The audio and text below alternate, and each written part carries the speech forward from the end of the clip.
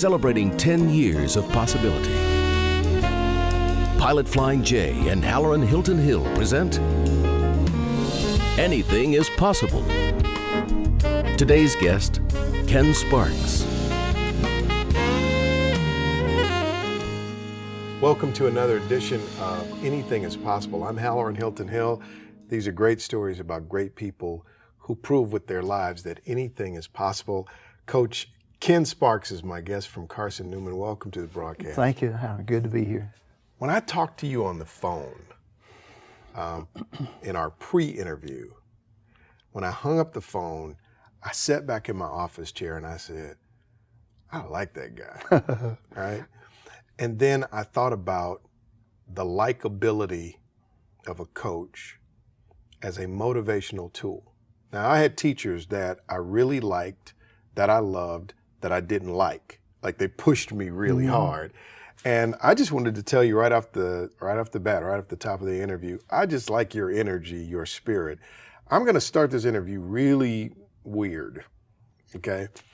You've won a number of national Division II titles at Carson Newman. How many? We've won 5 national championships. Why have you stayed at Carson Newman? Because you win that many championships, you're an excellent coach. I'm sure that you get calls and people say, come on up here. Well, first of all, we won ball games because we had good players. You know, good players make good coaches. And then, of course, you know, at one time, however, we had 5 or 6 of us had been together for 25 years on that coaching staff. And that's unheard of, you know, for that many guys to stay together for that long.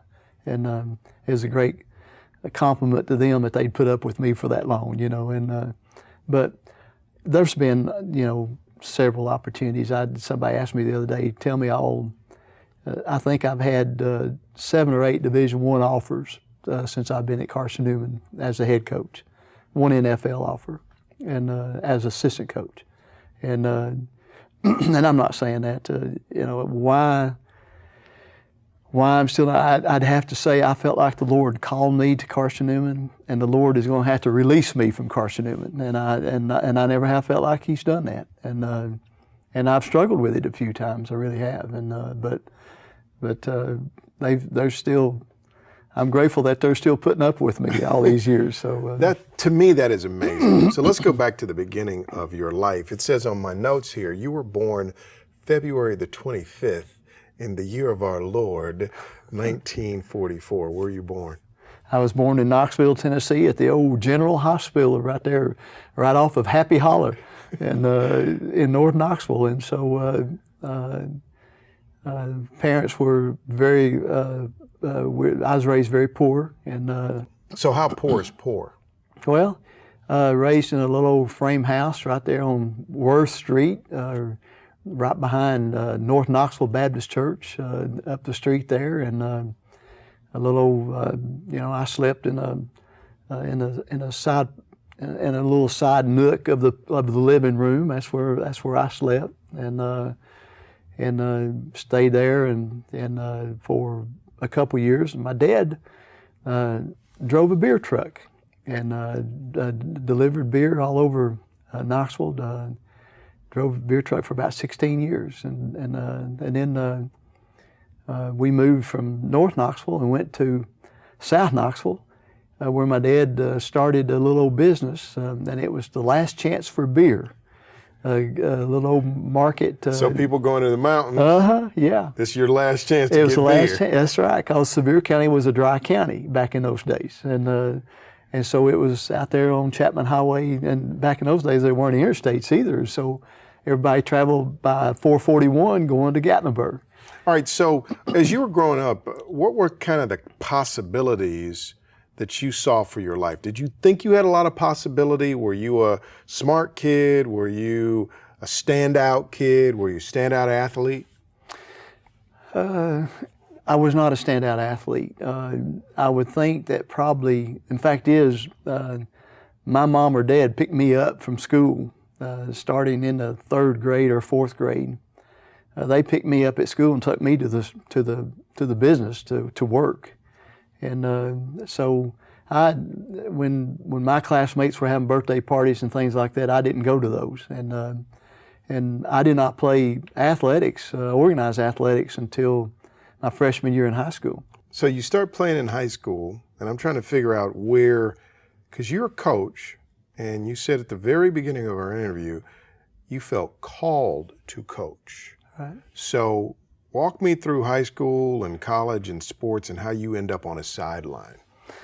Well, you asked me the question earlier, and I ran around it a little bit about was I a good athlete, and I would say no. What kind of thoughts did I have about myself? I was probably since I was raised very poor, and I remember one time going to school with and I had holes in my socks, my white socks. Everybody wore white socks then, and I can remember getting some paper, notebook paper, and putting it behind my socks so people couldn't see the holes in my socks, and so I was pretty insecure along those lines as far as thinking that probably I was behind a lot of people, and I guess missing out on the birthday parties and things like that. I felt like that I was a little bit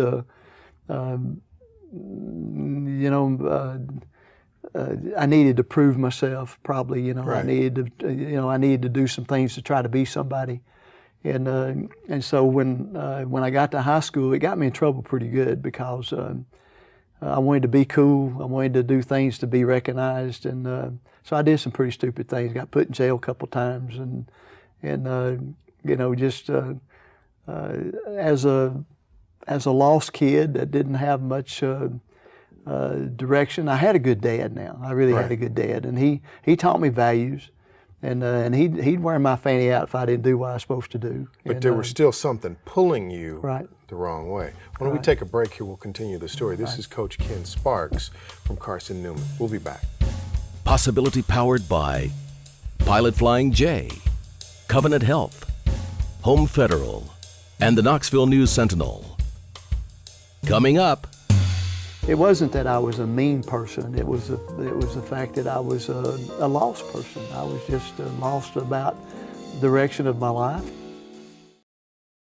I hope you noticed my lovely Carson Newman coaching shirt. I'm the assistant coach for cheerleading, I guess, or something. I don't know. You looking good, man. You looking good. This is Ken Sparks, the head coach at Carson Newman. So you said in high school, you're poor, and being poor does something to your brain. It makes you go, wow, what's wrong here? Because you had to work, you were separated from kids a lot, so in order to fit in, it sounded like you were trying to force the fit. No question. Right? No question. And you get arrested a couple of times. You're headed down a bad path. Right. Good dad, bad path. What turned you around? Well, I knew values because my dad had taught me, and I knew right and wrong. And then, and he always, one of the little axioms that he always threw at me, son, anything worth doing is worth doing right.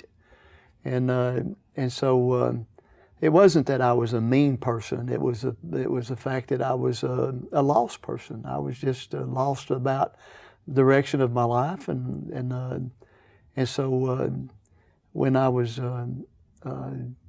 I played, baseball, go straight from baseball to track to football, and so I participated in, and I wasn't very good. I was small, very undersized. I weighed 107 pounds as a freshman in high school, and so, but I had a lot of fun being on teams, and playing some, and had a little bit of success in baseball, and but I had some friends that were a very good influence on me. That they were going to a club at that time called Young Life Club. Right. And my senior year, they said, "Come on, Ken, go with us." And I said, "Oh, hey man, that place, I don't want any of that. That's where people sing and sit around and act goody-goody, Right, right. So, but I had a couple of friends that I knew there was something different about them. And I knew that there was something that they had that I didn't have, and so I went to this young high, and so about the first or second, of course, here we are, we're sitting there, and the prettiest girls in school were there, and I'm saying, man, it's not bad, and so they were talking about a beach retreat. This is my senior year, second semester, and they were talking about a little beach trip to Florida, and of course, it's probably in March, and it's still pretty cold, and I said, I've never been to Florida. And so I raised some money. It cost a little money to go, and I raised some money and got on that bus and went to Florida with a Young Life group. And several Young Life groups in Knoxville got together and rented a bus and went to Florida right outside Daytona. And I remember hearing the truth of the gospel. Probably the first time I heard it, I'd heard it. Right. But I hadn't heard it. Right. And so I made a commitment of faith late in my senior year through the Young Life, and had a little young preacher that moved in our community. His name was Guy Milam. He's still around. Pastor of North Knoxville Baptist for many years. May still be at North Knoxville Baptist. I think he may be if he hadn't retired. And he was not too many years older than me, maybe 6 or 8, 10 years older than me, and he heard that there was a guy in the community that wasn't acting right. He came after me, boy. I mean, he came after me, and he started taking me to hospital visits with him. He'd take me to places with me and with him, and started discipling me. I didn't know that's what he was doing, but that's what he was doing, and so that was my beginning of trying to find out who I really was. Started to turn you in that direction. Yeah. How'd you become a coach? Well, everybody's supposed to go to University of Tennessee. If you went to Young High School, that's where I went. There's not a Young High School, of course, anymore. There's a little monument there where the Kroger is, there in South Knoxville. And, and everybody, if you were somebody, you went to UT. And so that's... and that's about all I could afford anyway. And so I went to University of Tennessee, and I was messing around a little bit with boxing, and I noticed I was starting to get sick in my workouts. I was actually getting sick to my stomach, and so finally went to the doctor, and I had mono, real bad mono. They called it acute, and I ended up taking. They thought my spleen was going, and they took a lymph node out. They thought I had probably some kind of a disease, and so it dropped me out of UT. Of course, I wasn't passing anything anyway, so it didn't matter much. And so they asked me to come and coach a Seymour Optimus Club was starting a midget league football team, ages 12 and 13. They'd had a peewee team, which was the age under that, and so they came to me and said, "Will you coach this team?" And I said, I'm not much older than they are, 12 and 13. I was 18, and so they said, "Well, we want to start this team." So anyway, the ball field was right across the street from our store, and so I'd walk over there in the afternoons after I got out of the hospital and I got out of.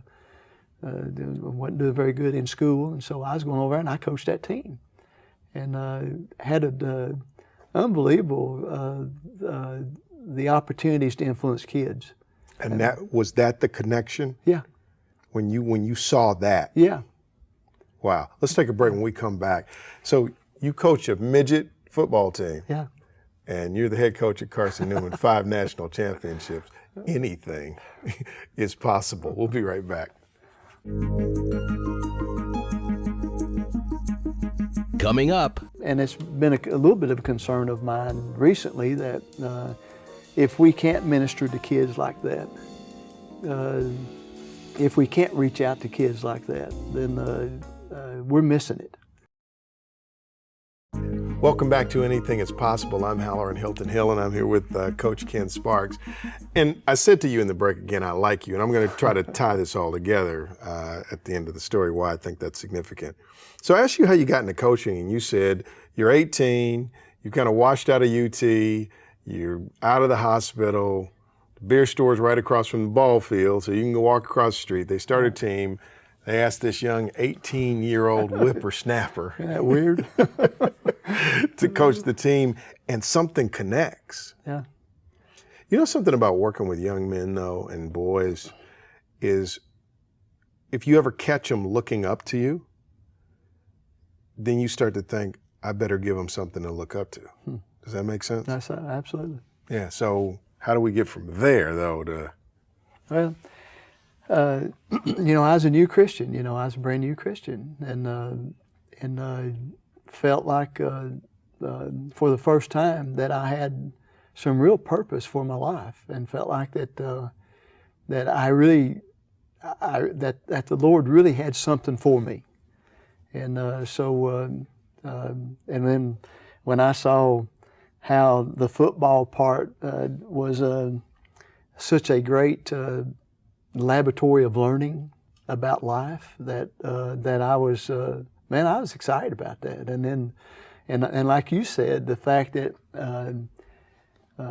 I not only had an opportunity, I had a responsibility now. Wow. You know, and it took it to the next level. And and so I remember after that season's over. And by the way, we tied for the city championship in the city of Knoxville.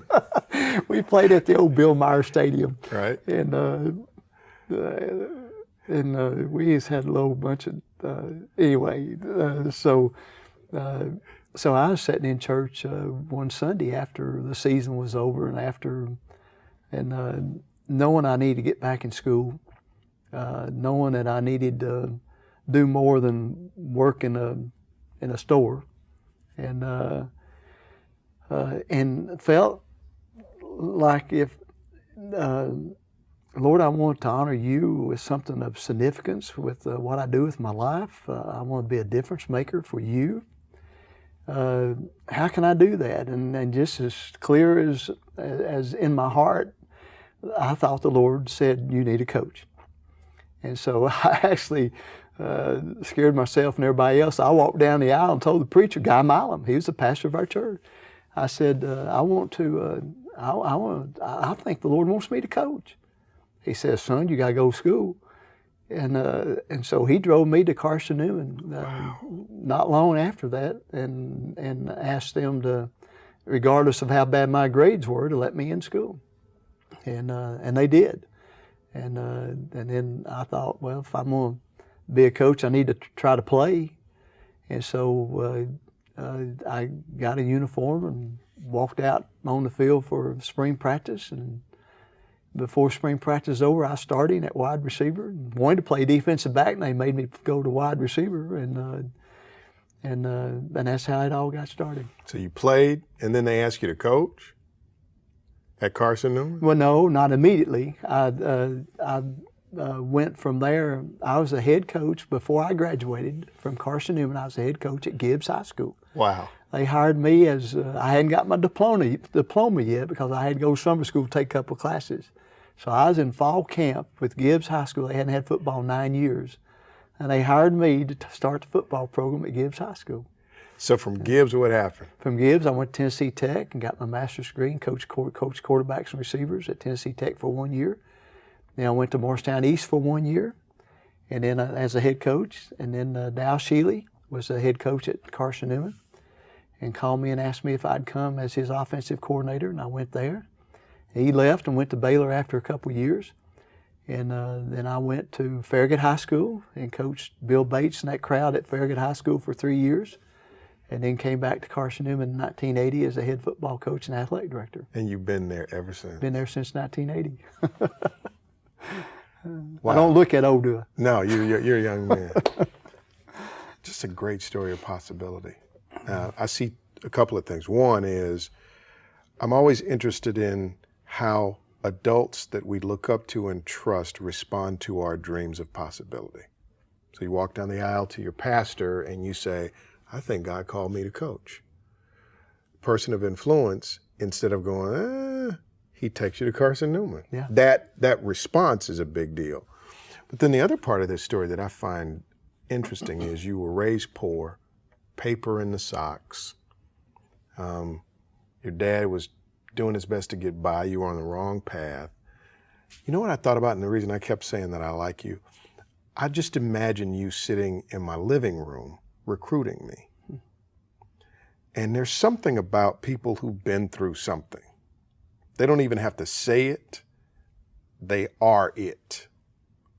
And I imagine if you're sitting in the living room with somebody that's poor, that feels like they're outside, they may have an athletic gift, but they may be hurting, that there's a part of you that can hone in on that just quick. You get it. Like you really get it. And I've heard more than a few stories about kids that were a little outside the lines that you brought to Carson Newman and transformed them because you could see beyond whatever they're.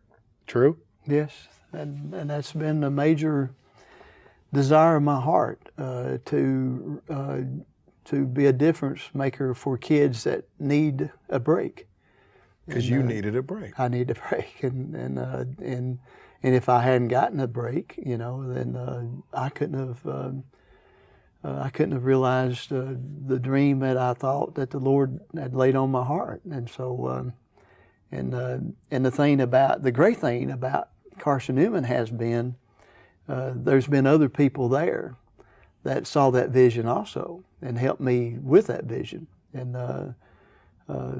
that's and it's been a little bit of a concern of mine recently that if we can't minister to kids like that, if we can't reach out to kids like that, then we're missing it.